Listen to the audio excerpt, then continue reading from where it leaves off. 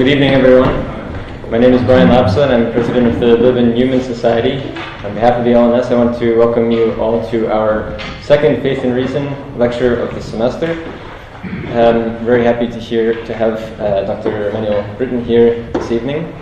If you're not familiar, first of all, with the Newman Society, our goal is basically to provide an academic forum for discussion of questions of import in some way to the Catholic faith.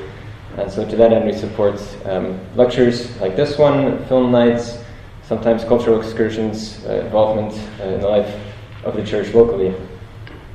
If you want to know more about us, there's a table at the back there with some information on it, also a sign-up list. If you want to get our weekly emails, you can also talk to Michael Bounds, our vice president, or Father Aaron, our chaplain, or me afterwards. So now the title of tonight's talk is A New Proof for the Existence of God. I should say first that we use the word proof. I understand that Dr. Rutten prefers actually argument. Maybe he'll tell us why exactly. But for now, just by way of background, Dr. Rutten studied economics at the University of Amsterdam, and thereafter did a master's degree in mathematics at the Technical University of Delft. Thereafter, he studied philosophy, did a master's at the Free University of Amsterdam, also wrote his dissertation there in philosophy, which he defended in 2012 under the supervision of Professor van Wodenberg. The title of the dissertation was A Critical Assessment of Contemporary Cosmological Arguments Towards a Renewed Case for Theism. And since then, Dr. Rutten has been working with the Abraham Kuyper Center for Science and Religion, where he's mostly concerned with metaphysics, epistemology, and aesthetics. And he's also been teaching courses in the master's program, Philosophy of Culture and Management, if I'm not mistaken, in the Humanities faculty, also at the Free University. So Dr. Rutten has come down here today from Amsterdam. We're very grateful he braved the not only cold November rain, but I think a travel advisory from the Dutch Foreign Ministry to avoid this country. So thank you very much for coming nonetheless. Without further ado, welcome.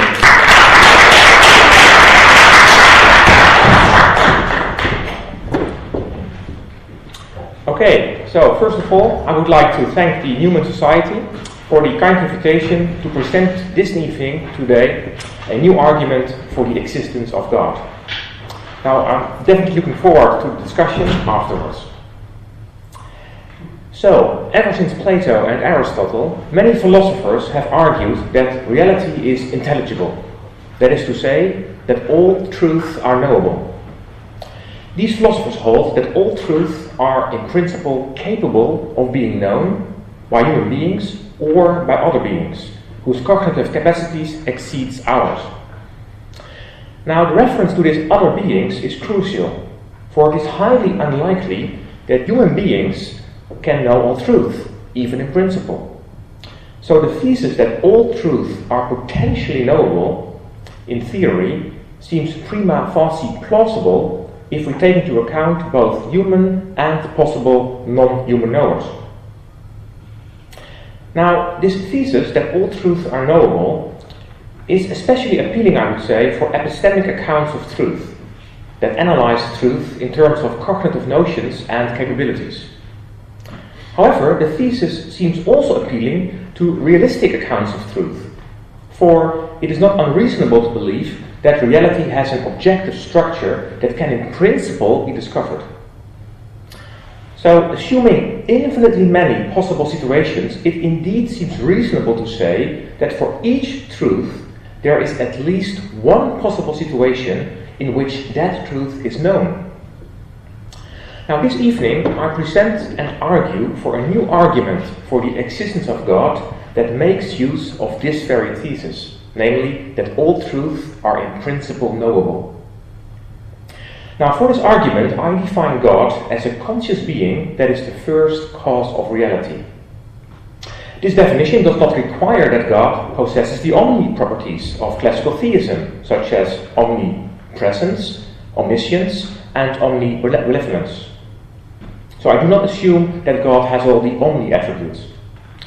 Neither do I assume, as many classical theists do, that it is a necessary truth that the first cause of reality is a necessary being. So I do not require, in the definition of God, that God is a necessary existent being. I leave it open whether this is so. So for me, I define God as a conscious being that is the first cause of the world. That's the minimal definition that I will use this evening. Now, my argument has two premises. Again, the first premise, of course, is the aforementioned knowability thesis, namely that all truths are knowable, which I shall defend in my talk. The second premise is that it is impossible, simply impossible, to know that God does not exist. For, on the specific notion of knowledge that I have used for the argument, either logical proof, either intuition, experience, or testimony exhausts the range of knowledge sources. And, as I will claim, none of these knowledge sources is sufficient to know that God doesn't exist. So I outline all possible knowledge sources, and I will argue that none of these sources will enable any actor to know, really know, that God does not exist. Now, from these two premises, it indeed follows logically that it is necessarily true that God exists. For, indeed, if God would not exist, then it would be possibly true that God does not exist, right? So according to the first premise, it would be knowable that God does not exist, which contradicts the second premise. So, in a schema, premise 1, all possible truths are knowable. Premise 2, it is impossible to know that God does not exist. Therefore, conclusion, it is necessarily true that God exists. That's the argument. So it all hangs down on the plausibility of the premises. If the premises are plausible, then the conclusion simply follows. Now, both premises are actually modal claims about knowledge. That is why I refer to the argument as a modal-epistemic argument. Since the conclusion follows logically from the premises, the argument is indeed successful if the premises can be justified. Now, for the purpose of my argument, I define knowledge in a specific manner. So how do I define knowledge? Well, a conscious being, either human or non-human, knows proposition P if and only if that proposition P is true and the being in question, given its situation, cannot psychologically but believe that P is true. That's my definition. So, to put it differently, a conscious being knows a proposition P if and only if P is true, and if that being is in such a situation that this being cannot genuinely deny to believe P. This being cannot in all earnestly deny P. For this being to deny P, that would be a form of self-deception. Right? So to put it in a Morean way, a conscious being knows P if what is believed is true, of course, and if what is believed is far more convincing than any argument to the contrary. Now surely, this definition includes all cases where that being believes a true proposition with certainty. So all cases where the belief is certain are of course cases of knowledge. However, and this is important, according to this definition, a conscious being can also know something without having absolute certainty. For example, take the Morean proposition, John has two hands. Now, John knows that he has two hands, if he has two hands, even while John lacks absolute certainty. So it's important to keep this in mind. Conscious being knows P if and only if P is true, and if that being psychologically cannot but believe P. But then, I argue, one of the following four cases applies. So under this definition of knowledge, there are simply four knowledge cases. Case 1, P is logically proven. Right? P is logically proven. Case 2, P is obviously true. That is to say, P is self-evident. Or 3, P is grounded in indisputable experience. So P is the result of indisputable experience. And case 4, P is based on indisputable testimony. So it's either P is logically proven, P is self-evident, P is grounded in indisputable experience, and 4, P is grounded in indisputable testimony. All other examples, I argue, fall under these 4 cases. For example, indisputable memory or indisputable introspection are cases of 3, namely experience. Revelation, if possible, is an instance of 3 or 4, namely either experience or testimony. And God's knowledge that He is God, if possible, is an instance of either 2 or 3, namely it's self-evident for God or it's grounded in indisputable inner experience. So just to play with the notions a bit, okay? I will give examples just to play with the notions. We need that for later arguments. Take Ed, for example. Ed knows that 1 plus 1 is 2 because this proposition can be proven by logic. Frank knows that he cannot be at 2 different locations at the same time because for Frank this is obvious or self-evident. Further, Sophie knows that she feels pain when she is in pain due to indisputable experience. And finally, if God exists, it is conceivable that a direct revelation from God to Kim, for example, would amount to indisputable experience or indisputable testimony, so that Kim comes to know that God exists. In general, in any case of knowledge, I argue, one of these 4 cases applies. Now, I might do well by forestalling 2 possible misunderstandings regarding the first premise. So the first premise has it, as I said, that all possibly true propositions are knowable.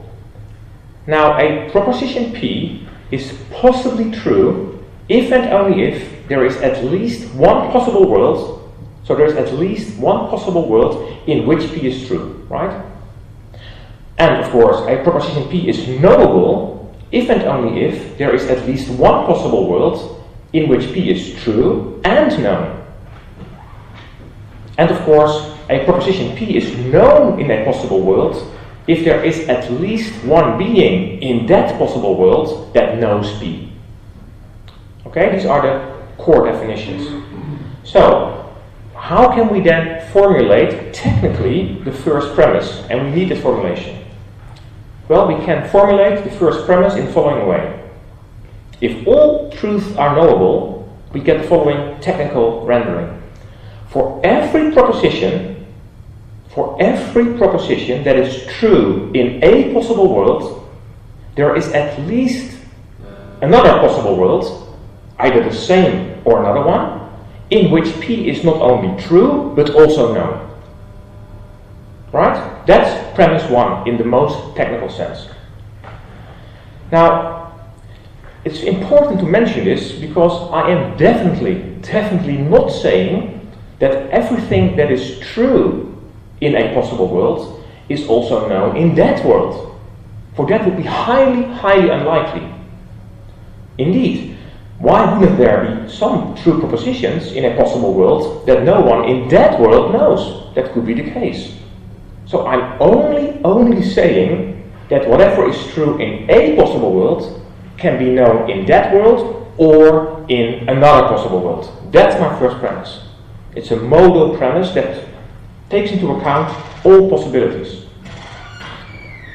Second, the first premise definitely does not suggest that all possible truths can be known by human beings. Right? The first premise is not only about human knowledge. It is about every possible conscious being that is capable of knowledge, either human or non-human. And this is also very important, since we surely cannot rule out that there are possible truths that can only be known by beings of a non-human nature. So, indeed, why wouldn't there be possible truths out there that are simply out of reach to human cognition, but still knowable by certain non-human beings, right? So the mere suggestion that human beings could know all truth is certainly unreasonable. It's a sign of presumptuousness. It's a sign of overestimating the human faculties. I'm definitely not saying that. So let's work a bit with the examples, just to get our hands around it. So let us picture, for example, just to see how it works. Let us picture, for example, a dice. Okay? We have a dice in a sealed, non-transparent cup. Can you imagine a dice in a sealed, non-transparent cup? Now shake the cup. Say that the dice rolls 4, right? Say that the dice rolls 4. Now assume that we as human beings are not able to create devices that can register what happens in the cup. Okay? Suppose we cannot simply register what happens in the cup. In that case, it is impossible, it's simply impossible for us humans to know that the dice rolls 4, right? We, in that case, would not be able to know that. But of course, that does not allow us to conclude that it is impossible that the dice rolled 4. For surely that's possible. The dice did roll 4. Now, would this example refute my first premise? Would this simple example refute my first premise? Well, the answer is no, certainly not. For it is not difficult to imagine that the proposition, the dice rolls 4, is in fact still knowable. It's still knowable. Why? Well, take a possible world, right? Take a possible world with this cup and with a, let's say, an extraterrestrial civilization whose technology is so advanced that they can easily detect what happens in the cup. Now, suppose that in this possible world, at the moment the cup is shaken, a team of inquirers of that civilization registers, with the help of their advanced equipment, what happens in the cup. And they are able to detect that the dice rolls 4. In that case, it is in fact known that the dice rolls 4. So, it is still possible, it's still knowable that the dice rolls 4. So therefore, it's very important that I have an argument that is about either human or non-human knowers. However, you might say, well, okay, fair enough. However, aren't there still any further counterexamples to the first premise? Take the following possible counterexample. Take the following proposition. God understands my reasons for being an atheist. Take that proposition, okay? God understands my reasons for being an atheist. Now, as John could argue, there is a possible world in which God exists, in which John is an atheist, and in which it is true that God understands John's reason for being an atheist. That is to say, the proposition, God understands my reasons for being an atheist, is possibly true, right? It could be true. However, it is unknowable. It cannot be known. God understands my reasons for being an atheist. That cannot be known. Why not? Well, it cannot be known because it cannot be rationally believed. You cannot rationally believe the proposition, God understands my reasons for being an atheist. Because if you believe that, you believe something which is contradictory. Because as an atheist, you do not believe God exists. So the proposition, God understands my reasons for being an atheist, is possibly true, but it's unknowable, right? It's simply unknowable. So it would refute my first premise, right? Because I have said that all possible truths are knowable. So here we have a counterexample, you could say, to the first premise. However, how do I handle this counterexample? I would say that we can restrict the first premise only to those propositions that can in fact be rationally believed. So I propose to limit the scope of my first premise to only those propositions that can in fact be rationally believed. Right? Because it's more than reasonable to exclude propositions that cannot even be rationally believed. we may exclude those propositions. So we get the following premise. All rationally believable possible true propositions are knowable, right? Are we safe now? Well, there are further counterexamples. So I want to present another counterexample. Take the following proposition. John left Amsterdam and nobody knows it. Okay? John left Amsterdam and nobody knows it. Now this is a proposition that is possibly true, right? This is possibly true.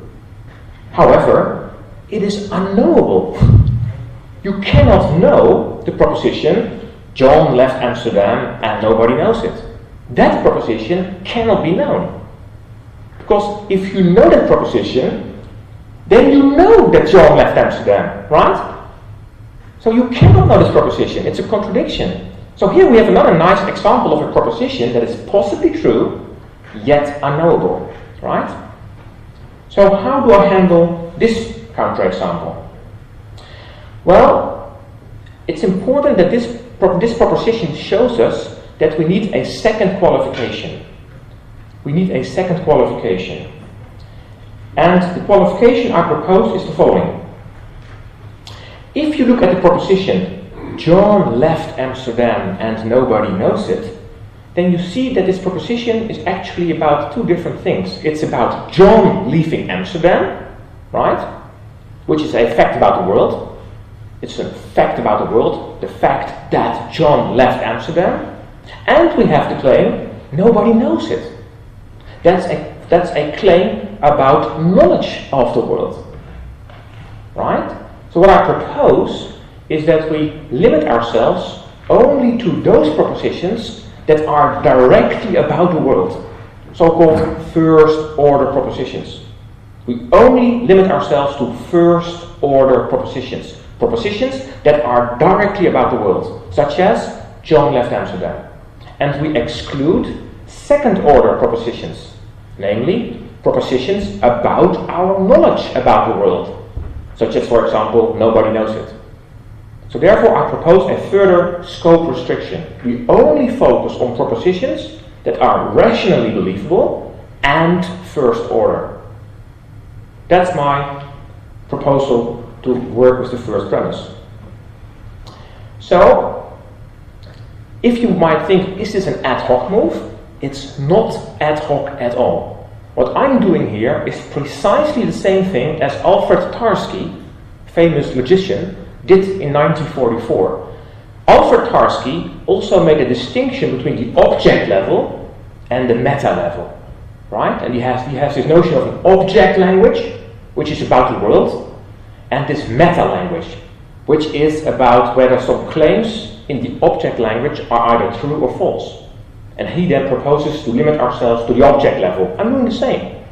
What he does for truth, I do for knowledge. I'm just saying we only focus on propositions about the world and not about our knowledge of the world. So, right, what does it all mean? Well, we now get the following revised first premise. I will just articulate the revised first premise. Here it comes. If a rationally believable first order proposition is possibly true, then it is knowable. Okay? That's the first premise. And this premise is utterly plausible. I've never countered any counterexample to this one. Now, does the conclusion that God exists still follows? Yes, it does. For we have the first premise, which I just mentioned. As the second premise, we have the proposition God does not exist is unknowable. Then we have the proposition God does not exist is rationally believable. You can rationally believe that God does not exist. And the proposition God does not exist is also a first order proposition, right? But then, of course, the conclusion again follows. So, this is the revised argument. So, What I will do now, I will now focus on my defense of the revised first premise. Okay? I'm going to argue for that premise. I'm going to, let's say, to bring it home, if you want. Right. In our daily lives, we express all sorts of propositions, right? We say things like, the stock market has fallen in the last quarter. Or we say things like, the Statue of Liberty is more than 125 years old. And also in science, we come across many propositions, such as, a water molecule is comprised of 2 hydrogen atoms and 1 oxygen atom. Or, for example, the cosmos is around 13.8 billion years old. Now, it seems very reasonable, I would say, to think that these propositions are true and known. And, if they are not true, it seems still fair to say that all these propositions could be true and could be known. Right? They are all possibly true and knowable. And the same applies to the propositions expressed by our other ordinary and scientific assertions. All our ordinary and all our scientific assertions seem possibly true and knowable. So by applying induction, by applying a straightforward induction, proceeding from our daily life and proceeding from our scientific speak, we obtain the first premise, right? All propositions that are possibly true are knowable. For now, I will leave out those qualifications, okay? So, I will leave those qualifications implicit. And this generalization, I would say, is quite reasonable. After all, if the first premise holds for all our daily life assertions and all our scientific assertions, why would it suddenly not apply to some other truth? In other words, if a proposition is possibly true, that is, true in one or more possible worlds, then there's always at least another possible world in which some being actually knows the proposition.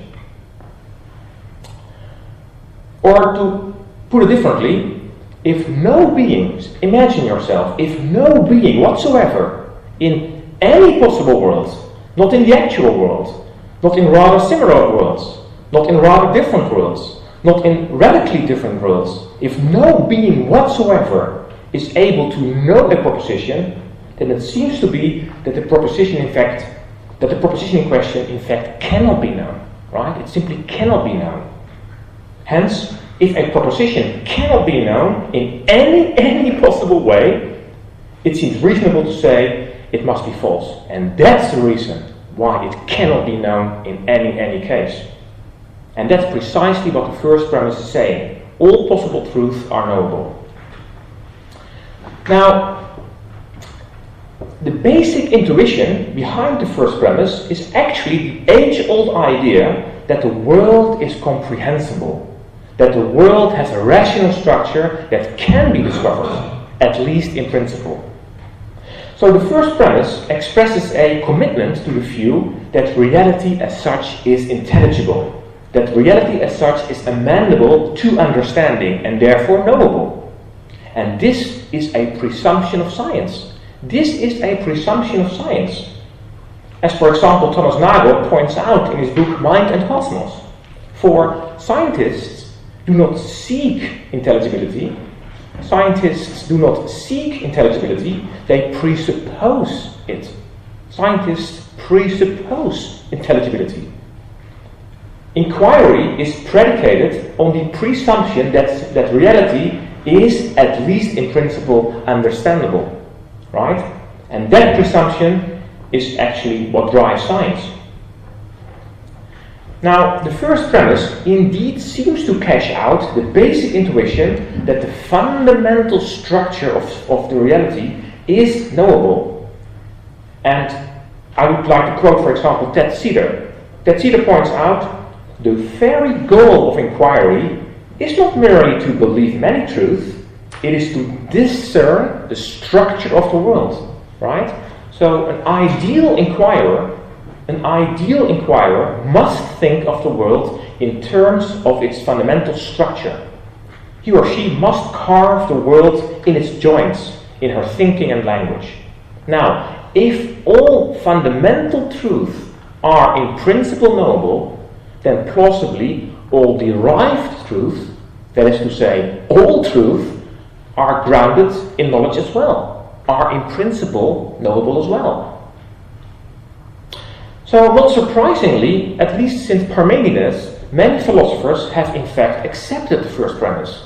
Many philosophers have accepted the first premise, such as Aristotle, such as Hegel, for example, right? For Hegel, he argues famously his doctrine of the idea that reality has a comprehensible structure. After all, it was Hegel who famously proclaimed the comprehensibility of all things. What is reasonable is real, and that what is real is reasonable, which fits the first premise. Before him, Aristotle held that reality is intelligible, in the sense that there is a deep and profound parallelism between being and thought. That is, Aristotle holds that being and being known are actually extensionally equivalent, so that all truths are knowable. And contemporary neo-Aristotelians also assume a very close relationship between the order of being and the order of knowledge, so that again, truth and knowledge correspond, and thus the first premise again follows. And I can go on, and I want to go on, because I need to establish the premise. Take, for example, Kant. Take Kant's transcendental idealism. Now, Kant argues that all our knowledge claims are about the phenomenal world, which is a mental construction. But then, of course, there is a tight relationship between truth and knowledge, so that within the phenomenal world, all truths are knowable. And again, the first premise follows. Also, the famous verification criterion of the logical positivists entails the first premise. For according to this criterion, meaning and truth are analyzed in terms of their verifiability. Truth is what is verifiable, so that all possible truths are knowable in the sense of verifiable. So also logical positivism entails the first premise. The same applies to Burkean idealism, Husserlian phenomenalism, Putnamian internal realism. They all imply the first premise. So, in general, all philosophers who embrace an epistemic account of truth should accept the first premise. Even pragmatists should apply the first premise.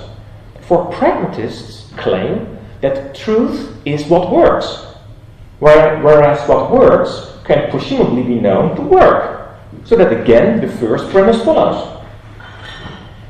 Therefore, not only anti-realists, but also realists should accept the first premise.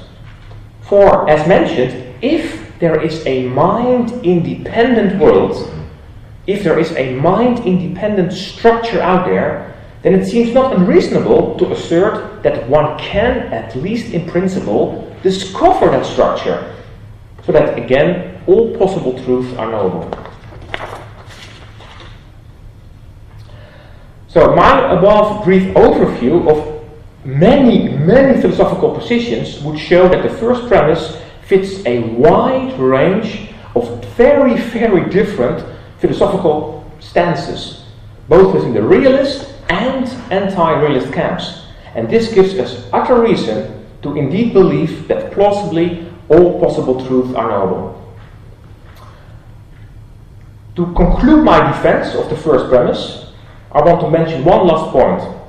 Take Leibniz's principle of sufficient reason, right? Take Leibniz's principle of sufficient reason, and take the following very weak version, namely, that all truths are explainable. Now, if you accept this weak version of Leibniz's principle, that all truths are explainable, then again the first premise follows. Because if all truths are explainable, and if explanations are basically descriptions of reasons, right, and therefore knowable, then all truths are knowable. Because you go via truth explainability to knowability. So again, also in that case, the first premise follows. Right, so you can imagine my dialectic, it now all depends on the second premise. If I can also establish this evening the second premise, I would say the conclusion follows. So let us look now at the second premise of the argument. According to this premise, it is not possible, it is simply not possible to know that God does not exist. Right? So it's impossible to know that God does not exist. Now, is this premise justified? Is this premise justified, right? So, in it, I refer to God. I define God, as I mentioned, I define God as the personal first cause of the world. So, God is a conscious being and not an unconscious thing. And God is, as a conscious being, capable of knowledge, capable of belief, of reasons, of intuition and experience. God is a subject, not an object. It's a someone, not a something. Second, God is the direct or indirect cause of everything else. God is the first cause of the world. Now, if an entity has these two characteristics, it can rightfully be mentioned God. Right? I mean, if we cannot mention God like that, what else is God? Of course, a conscious being that is the first cause of the world can be called God. That's the minimal definition of God. Moreover, this definition of God is consistent. This is a consistent definition because the notion of conscious being and the notion of first cause are both coherent and they are also logically compatible. So we have a consistent definition of God. Now, is it indeed reasonable to believe that it is impossible to know that God, defined as personal first cause, does not exist? Now, this seems to be the case. This definitely seems to be the case. For, as I mentioned, there are four ways, remember, there are four ways in which something can be known, right? So the first was to show a logical proof, right? Well, can we know that God does not exist by logical proof? No, because the concept of God is logically consistent. The notion of God is logically coherent. So we cannot prove by logic alone that God does not exist. So logical proof will not give you the knowledge. Second was direct intuition, right? Direct intuition. Can we know by direct intuition that God does not exist? No, of course not. The proposition God does not exist is not self-evident, right? It's not a self-evident proposition. So we cannot know by intuition that God doesn't exist. The third way was to have indisputable experience, remember? Indisputable experience of the non-existence of God. But this doesn't apply either, since experience, whatever its extent, cannot establish the non-existence of God. After all, the non-existence of God is not some positive state of affairs that can be directly observed. You cannot experience or observe the non-existence of God. Moreover, it is not possible to infer that God doesn't exist by having experienced everything. So, you cannot infer that God doesn't exist by having experienced everything and having not found God. For it is impossible to experience that everything has been experienced. You cannot experience to have experienced everything. That's impossible. That cannot be experienced. So by experience, you cannot come to know that God does not exist. The fourth and final way concerns indisputable testimony. Remember? Indisputable testimony. However, not a single witness, whatever his or her reliability, not a single witness is able to put someone in the position to know that God does not exist.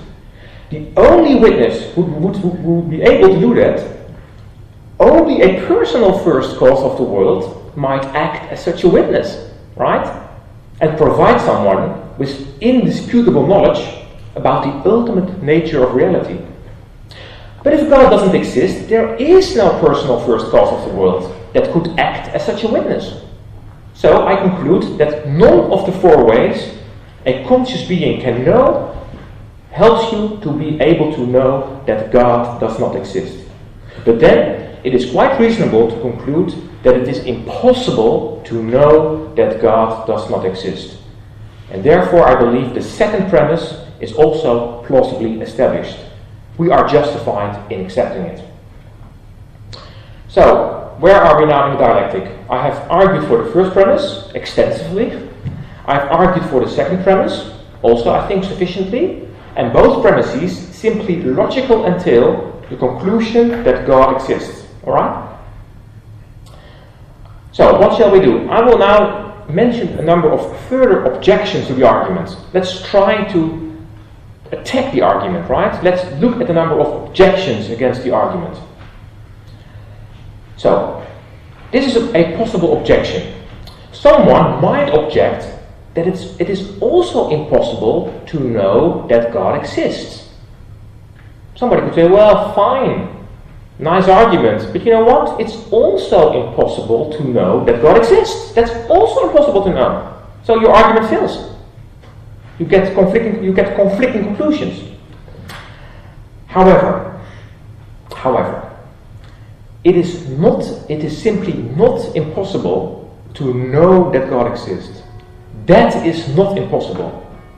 For, take a possible world in which God exists. Again, I'm just taking a possible world in which God exists.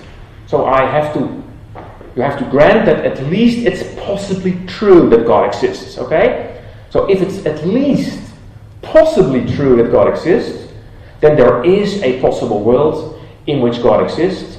And suppose in that world, we have that world. Now, in that possible world, there is at least someone who knows that God exists, namely God. God knows that God exists. So it's not impossible to know that God exists, because in that possible world, there is at least someone who knows it, namely God himself. Moreover, and this is quite important, to refute this objection, I just need one possible world in which God exists and in which God knows to be God. So, I do not have to affirm that God knows to be God in all possible worlds where God exists. I just need one possible world in which God exists and knows to be God. And that's quite reasonable. So this objection fails. However, take the following objection. One could say, well, you know what? It's also impossible to know that there are no unicorns. Right? Take this objection. Well, it's also impossible to know that there are no unicorns. For it is impossible to know that unicorns do not exist by means of proof, by means of intuition, by means of indisputable experience, and by means of indisputable testimony. So, the first premise would then entail that it is necessarily true that there are unicorns. So my argument would entail not just that God exists, necessarily, but also unicorns and Santa Claus, Superman, flying teapots, flying spaghetti monsters. They all exist as well. You see what happens? That's a parody objection. My argument has simply too many consequences. If it's also impossible to know that spaghetti monsters do not exist, then my argument entails that spaghetti monsters necessarily exist, right? So what an argument! This is a nice objection, or is it? No. This objection also fails. For, take the unicorn, it is not impossible to know that unicorns do not exist. That's not impossible. For again, take the possible world I just mentioned. Take a possible world in which God exists. I just need a possibility here. So take a possible world in which God exists, and suppose that in that world God does not create anything. In that world there is at least someone who knows that there are no unicorns, namely God. For God has in that world decided not to create anything. So there are no unicorns, and God knows that there are no unicorns. So it's not impossible to know that there are no unicorns. And therefore this objection also fails. Also this objection doesn't go through. Right, but we can try other objections. For example, this one. Well, take the proposition God is good. Right? It seems to me that you could say that's unknowable, right? Isn't that unknowable? Or take the proposition God is not good. That surely is unknowable. Well, I think you can now imagine how I would refute such objections. All these objections fail because surely there is at least one possible world in which God is good and God knows its own moral nature by introspection. So this proposition can in fact be known. And therefore also this objection fails. Right. But let's try another direction. Let's try the following objection. So I've now mentioned a number of objections against the first premise, right? I will now try another objection. Okay, take the following proposition. Take the following proposition. The population of Amsterdam is larger than the population of The Hague. And take my conception of knowledge, either proof or direct intuition, and so on. Now you might say, it seems impossible for humans to know that this proposition is true. For we cannot logically prove it, it's not self-evident, we cannot know it based upon indisputable experience, and we cannot know it based upon indisputable testimony.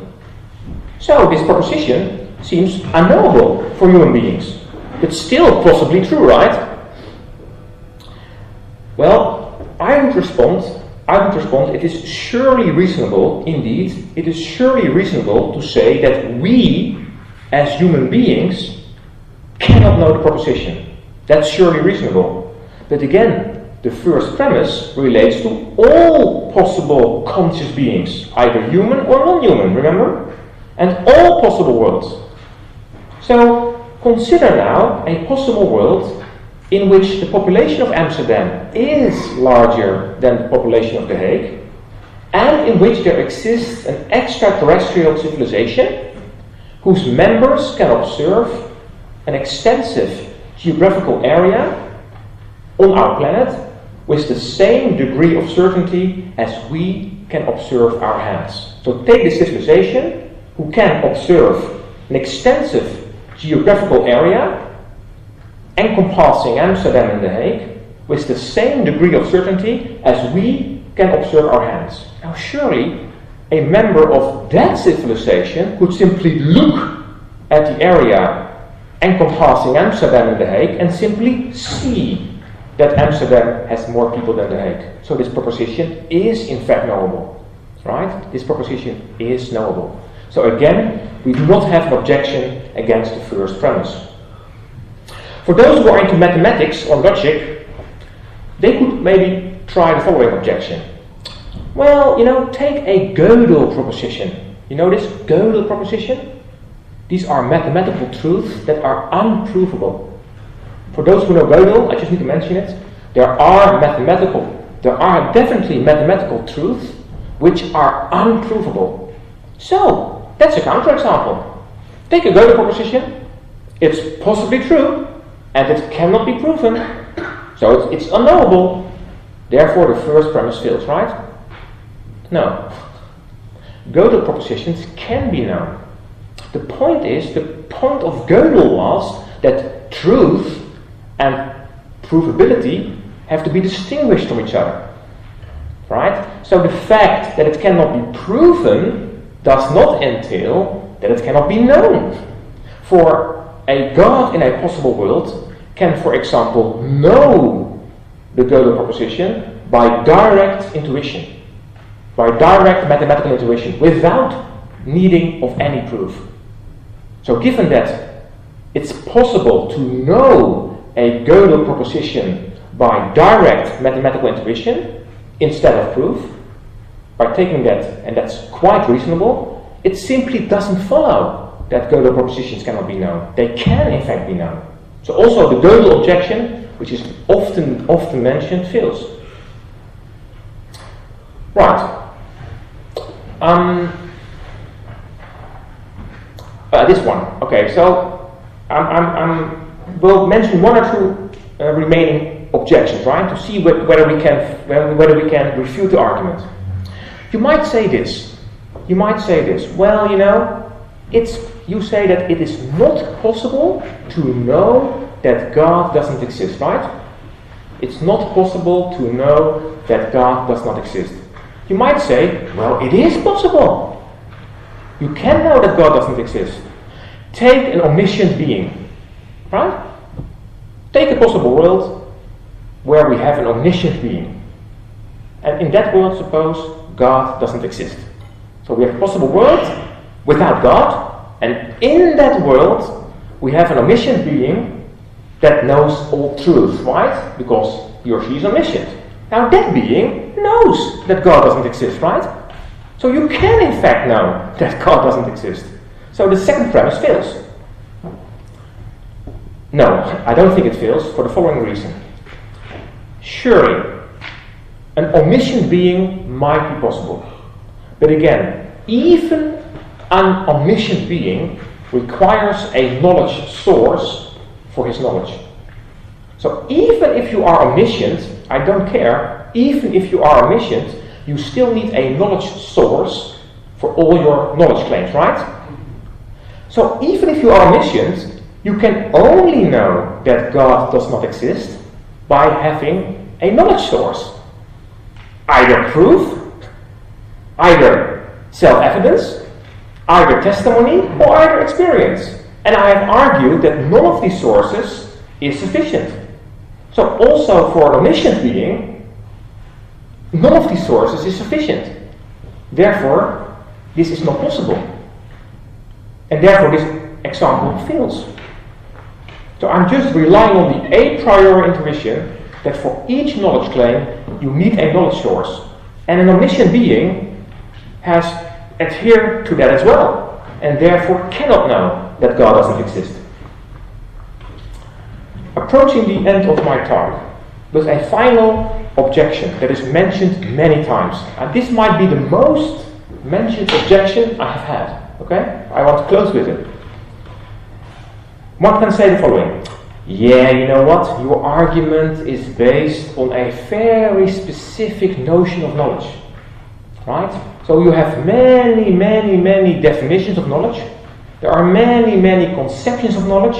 And you have picked a very delicate, very specific definition of knowledge, right? So, why should we take that notion of knowledge? Why should we embrace that notion of knowledge, right? Why shouldn't we take one of the other notions of knowledge? Now, and then of course the objector would say, so your argument stands ungrounded, because you have to defend your notion of knowledge, you have to argue for your notion of knowledge, you have to ensure that we all become believers in your notion of knowledge, right? That's the objection. And if you have not, and as long as you have not done that, your argument fails. Well, is this objection adequate? Now, there it is. Surely, of course, there are many accounts of knowledge, of course. There are many views on what it means for a being to know something. But that does not imply that we have to defend the used notion of knowledge. After all, my premises are about the notion. My first premise and my second premise are about this notion of knowledge. So I do not have to accept the notion in order to accept statements about the notion of knowledge. Do you see this? I do not have to accept the notion of knowledge myself in order to accept true statements about this notion. Right? So take this analogy. You do not have to embrace, you simply do not have to embrace a specific interpretation of quantum mechanics in order to accept propositions about the interpretation. Or you do not have to accept a specific notion of beauty in order to accept statements about the notion. So, even if you are a friend of a different notion of knowledge, right, you can still say, okay, under your notion of knowledge, it's reasonable to say that if something is possibly true, then it is knowable under that notion, right? That's all you need to say. And secondly, okay, under your notion of knowledge, it's indeed impossible to know that God doesn't exist. That's all you need to say. If you accept the statements about the notion, the conclusion follows. For in the conclusion, the notion disappears. For the conclusion is only, it is necessarily true that God exists. So the notion of knowledge is like a middle term of the syllogism. The notion of knowledge is like a middle term of the syllogism. It disappears in the conclusion. So, take your own favorite notion of knowledge, it doesn't matter, as long as I can argue for these premises under this notion of knowledge. So, coming to conclusions. This evening I have presented a new argument for the existence of God, defined as the personal first cause of the world, and argued that various challenges against it can be answered.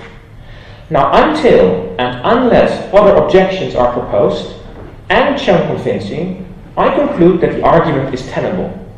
It raises the likelihood of theism over atheism. In any case, I take it that the plausibility of the premises is higher, much higher, than the plausibility of the conclusion. Further, the argument does not fall within one of the traditional categories of arguments for God, for it is not an ontological argument, it is not a cosmological argument, it is not a teleological argument, it's a new category, right? It's a modal-epistemic argument. Now, ways to further improve it may be found. And I believe that if this happens, the prospects for the argument are rather promising. I thank you for your attention.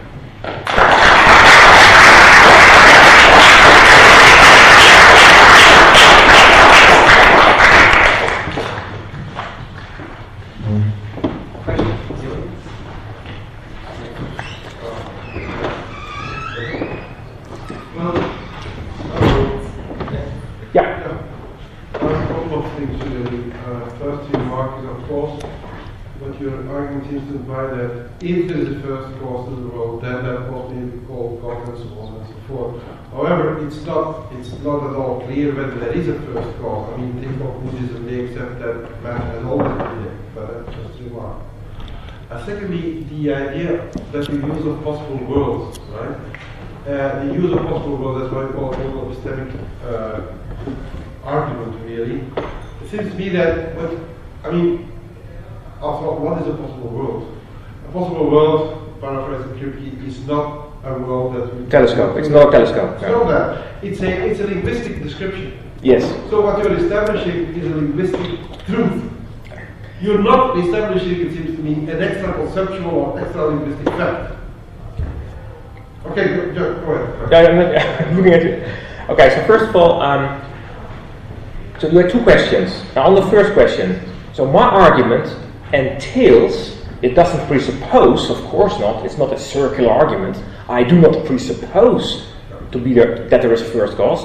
The argument entails that there is a first cause, and it also entails that this first cause is a conscious being. So you get the entailment that there is a subject of reality. There is a conscious being that is the ground or the origin of nature. And I would say, if we have a conscious being that is the ground of being, then you can call that being God.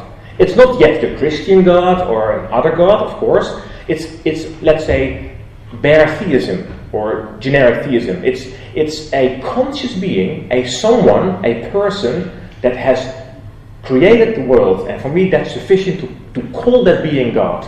In philosophy, we call that the minimal, the minimal definition of God.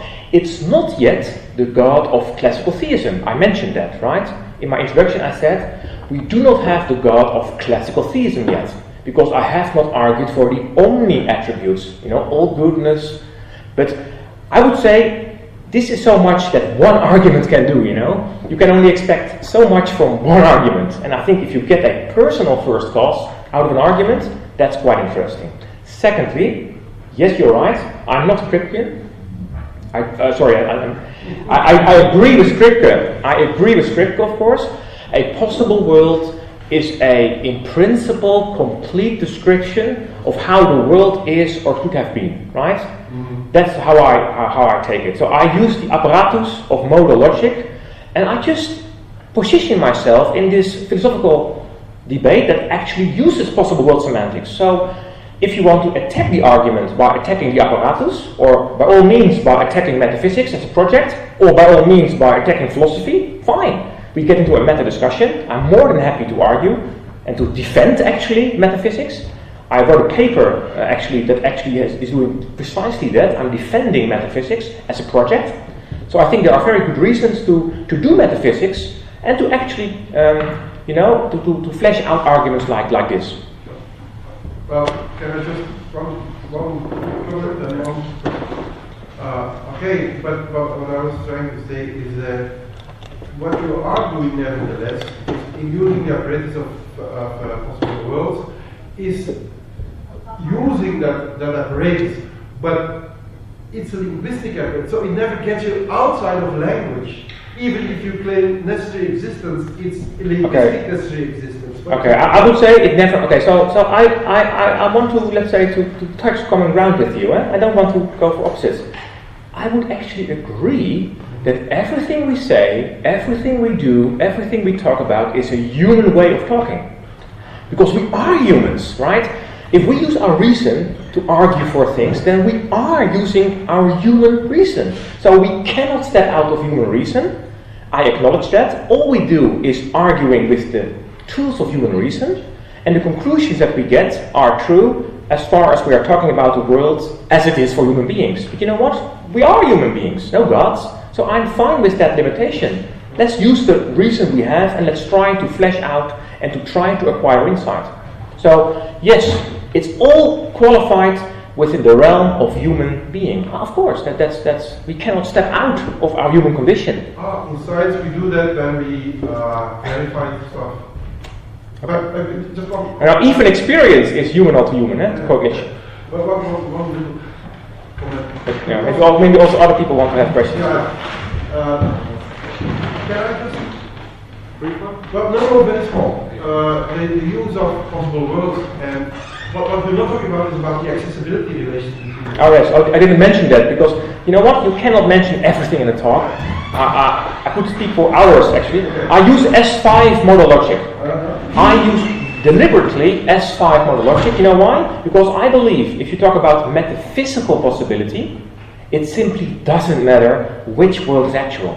If X is possible, if a state of affairs X is possible, I would say it is possible simpliciter. It's metaphysically possible regardless of which actual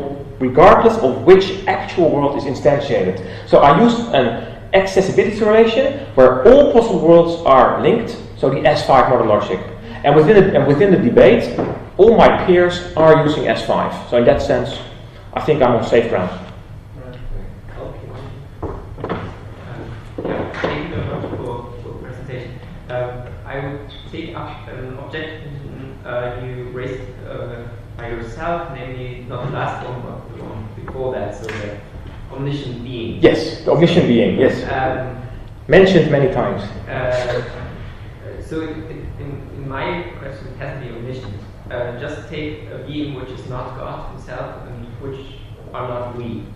So not humans. Yeah, sure. Some spiritual being which has a certain form of experience, namely that it can experience directly the spiritual realm in which God has to exist when he exists. Okay. So some kind of intellectual intuition. that would be one source of knowledge you mentioned. So it's okay, but yes and no. Yes, I mentioned intuition, but I also mentioned something else: self-evidence. So I require a specific instance of intuition. It must be self-evident because I need the self-evidence, which applies to mathematical claims, although they might be very complex, but a powerful mental being might see that, for example, Fermat's last theorem is obviously true. So I need self-evidence. And I claim that an omniscient being, even if you are omniscient, that is to say, you know all truth of your world, it cannot be if you are not the first cause yourself, if you are not the first cause yourself, if you are not standing at the ground of being, if you are not occupying this root of being, but you are in a derivative position, then it's simply not self-evident for you. Yeah, even if you are omniscient, it's not self-evident. But that's the reason why I do not want to start with omniscience. So you brought the example of someone living on Mars and what we cannot oversee a whole Netherlands. Yes. So, and I want to construct my projection along these lines. Okay. Take a spiritual being which has direct intuition and evident intuition, just as it is evident for me to hear a chair or something like that. Evident intuition only of the spiritual realm. Yes. That's at least possible. I think I do not have to say more. If that's a possible scenario, yes, it's possible that God does not exist and such a. That's not possible. I will argue for that. Okay. That's not possible. I mentioned it maybe briefly in my talk. It's not possible. So what is possible is to experience, let's say, everything from a established, let's say, finite area. For example, a geographical area that encompasses Amsterdam and The Hague. So if you have a fixed, limited, finite area, you can construct a being that is able to directly observe every nitty-gritty detail in that limited, finite area. That's possible. What is not possible, it's even not logically, I would even go as far as to say not logically possible, but at least not conceptually possible, and surely not metaphysically possible, is to have an unlimited, unbounded area, right? And to know that you have experienced everything. Even if you are in fact experiencing everything, what you do not get is the closure operation. Namely, that you have experienced everything. So suppose the world consists of 2 apples and 2 pears, and nothing else, and you can indeed experience that there are 2 apples and 2 pears, for sure. And it's also true that you have experienced everything. But what you have not experienced is the closure that there's nothing else. That's impossible. You can never know that you have indeed seen everything. So then you simply do not know that God doesn't exist. You have good reasons to believe that God doesn't exist. You have good grounds for that. You are intellectually justified, You have all the epistemic goodies, but no knowledge. You don't have knowledge. Yeah, but suppose I'm omniscient. Well, it doesn't matter, for the reason I just mentioned. That scenario is simply not instantiatable, and therefore you cannot know. And I need my specific notion of knowledge, of course, because for weaker notions of knowledge, do you see what happens? For weaker notions of knowledge, that being would in fact know, right? That's why I pick this precise definition of knowledge, and I show that for that definition, the scenario doesn't go through. That's the construction in the background, let's say. That's my answer. Yeah, I had a similar question. Okay. Maybe just make another. Maybe. I have to repeat myself now.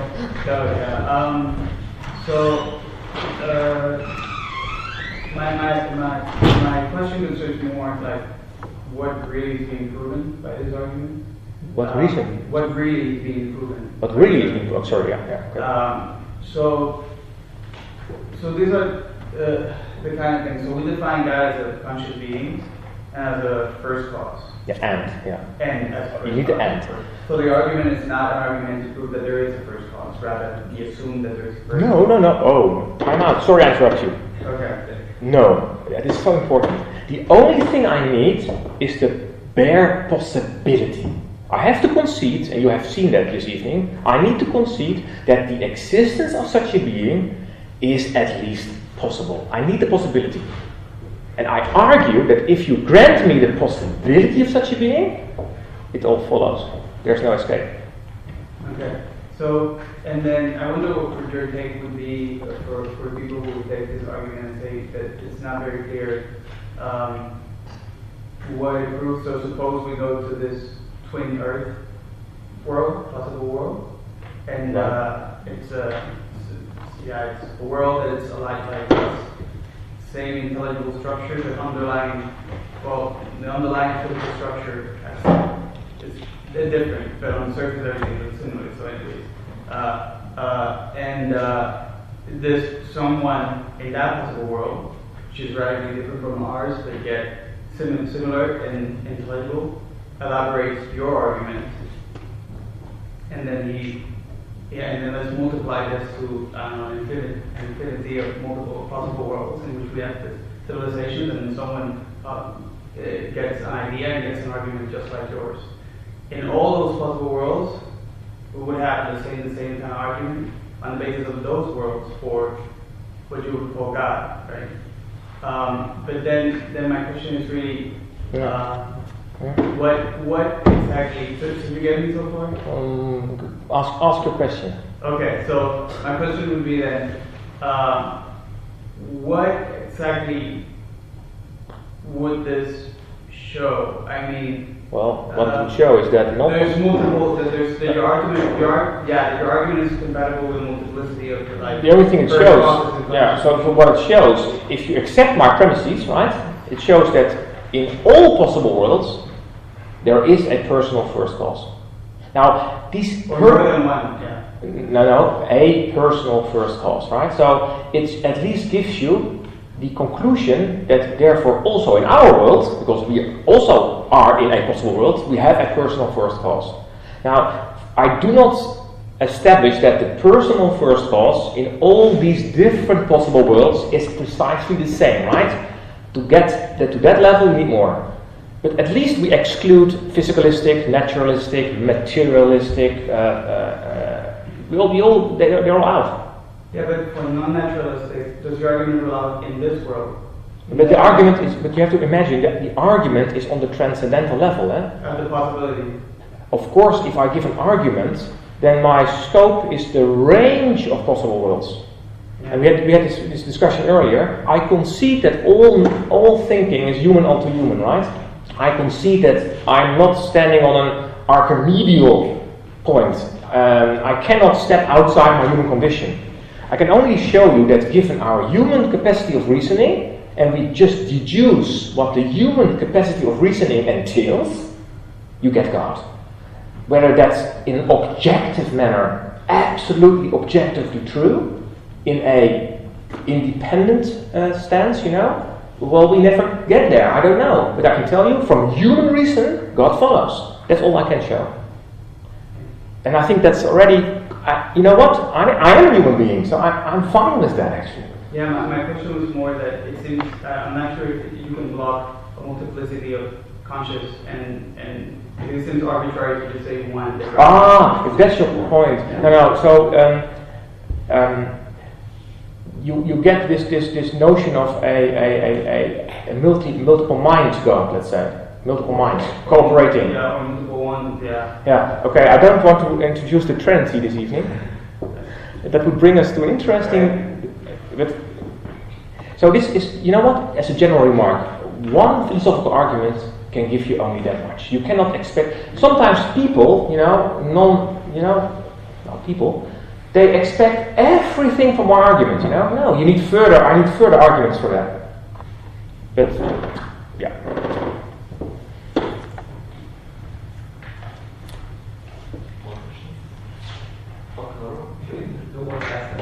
The second round.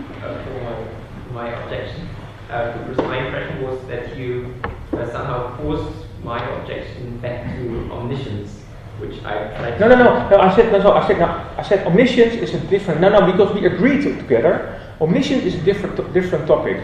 My response to you was, if you have an unbounded, infinite, limitless area, then you cannot simply experience the fact that you have experienced nothing around, that you have experienced everything, and that there is nothing outside that. Only for bounded areas, for limited areas, you can indeed experience the whole area, and you know, I have now experienced everything in this bounded area, right? But for unbounded areas, it's impossible. But, so my original idea was that I had rather a bounded idea of knowledge of this creature I tried to introduce. But maybe it's the creature that just knows the spiritual realm. So, like we can say, he doesn't know that what he knows. So take the surface encapsulating Amsterdam and The Hague. This being knows the surface, okay? He knows the surface. But he doesn't know that is everything there is. That's the problem. So if you have a bounded area, you can reach to the conclusion that at some stage you have not only seen everything, but you also know that for that bounded area you have in fact seen everything. And that there is nothing that escaped you. But for unbounded areas it doesn't follow. And that's my problem. You cannot have, it's a very simple point, you cannot have experienced that you have experienced everything. How would this being know that there is nothing? Okay, let me try it another way. How would this being know that what he or she is experiencing is actually the entire spiritual realm? How would he or she know? How would he or she know? Maybe it's true, maybe it's actually true that he or she is experiencing the whole realm, right? But how would the being know? If the being is not sitting at the ground of the world, if the being is not the root of the world, but in a derivative position, the being cannot know that he or she is actually experiencing everything. There might be things that escape this being. The only way to know that nothing escapes you, if you are at the source of being, if you are standing in this root position, because then you have overview, and then you can say, I have seen everything. But if you are that being, you are God. That is the definition of God. So either this place is empty, and there is no God, or this place is occupied, and this being indeed can oversee everything, but then this being is in fact God. So the simple question is, if you are the being, I have experienced the whole spiritual realm, and I have not found God. I would ask you, how do you know that you have experienced the whole realm? How do you know there's no maybe a parallel realm? Yeah, well, I just know. No, you don't just know. What is your source for knowing that? Well, I just know. No, you see, there is no source for knowing that unless you are standing at the root of the world. Then you can say, you know why I know that? Because I'm God. Okay, then you know. But then God exists. But then, this is tricky because then you're saying, your criteria for saying that it is impossible to say that I've experienced everything, it's precisely a modalized notion of experience, which is the one that applies to us. You actually, I think what you should conclude is that actually we cannot know whether there's such a being who could experience the totality, no experience that gets experienced the totality in this way. So you see, there's a difference between you saying that this is true about using our notion, we should not allow us to get to that far, to saying that. Yeah. Because I don't know if you. Okay. No, I see you now. I think where you're coming from. So I want to be maximally charitable. But so what I will say in those cases. So you could. Okay. What you could try to do is, let's say, play the card of, let's say, Gnosticism. You actually don't know. You cannot say that, right? You can go for that.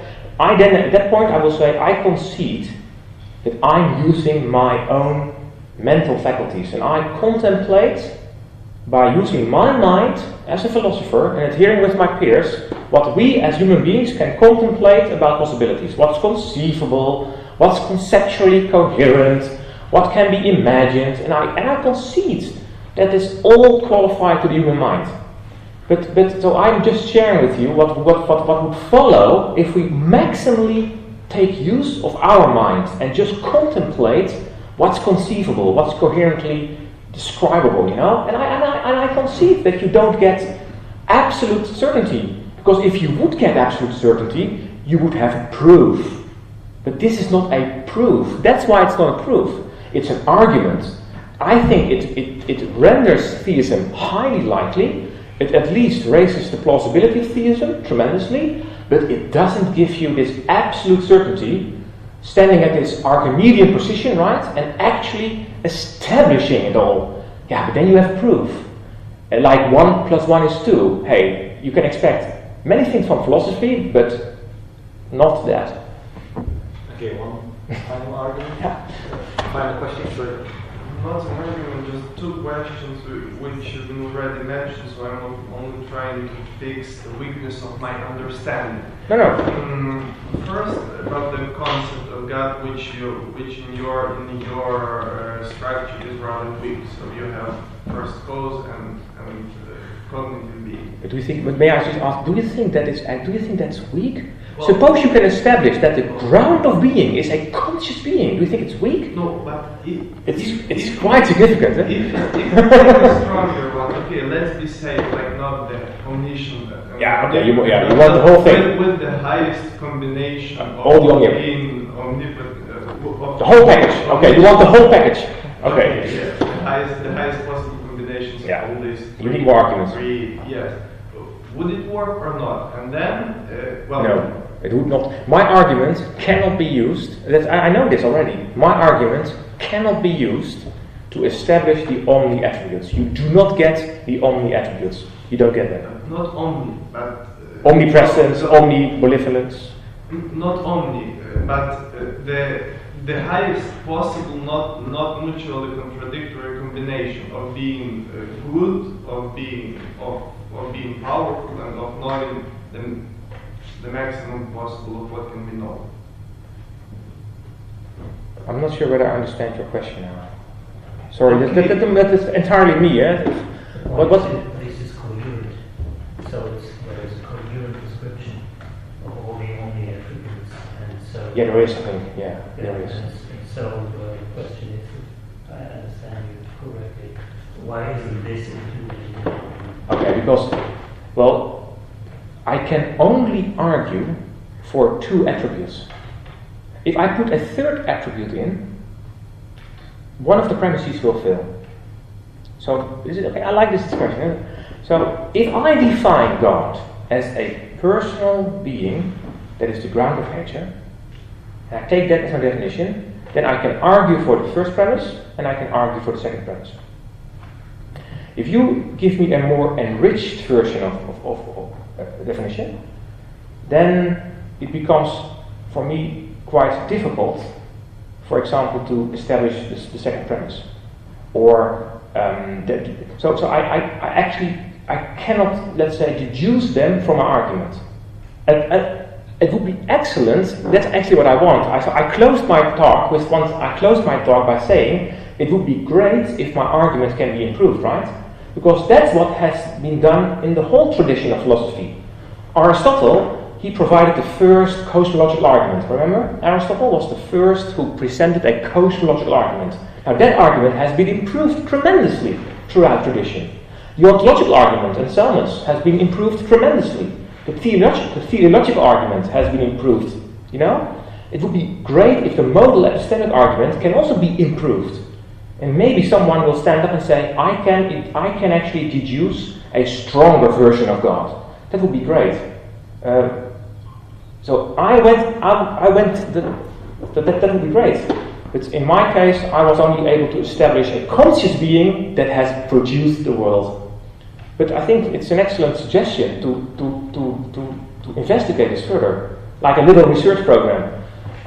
maybe some young philosophers would be interested to see whether we can indeed deduce stronger God notions from it. Maybe we can. Thinking out loud, for example, let's say a conscious, a necessarily existing being, or a conscious, all-good being. Okay, it doesn't follow. You know why? If you define God as a conscious, all-good being that created the world, then it is not impossible to know that God doesn't exist. Do you see that? So if we define God, for example, as a conscious being that is all good and first cause, then the second premise fails. Because it is actually possible to know that a all good conscious first cause doesn't exist. For take a possible world in which a conscious first cause exists, and in which that cause is not all good, and knows to be not all good. Are you still with me? In that possible world, there is at least someone who knows that a conscious, all-good first cause doesn't exist, because he or she is actually the first cause and conscious, and not all good. So if a non-all-good God is possible, and that seems fair to concede that in principle you have to concede that a non-all-good God is in principle possible, then we have a possible world in which it is known by that being that there is no all-good conscious first cause. So that's the reason why I cannot enrich the definition and still get my second premise. Does it answer your question? Okay, so that leaves the question open for further improvements. Yeah, so this was on the spot, let's say, thinking about I really like this. But let's thank our speaker again for...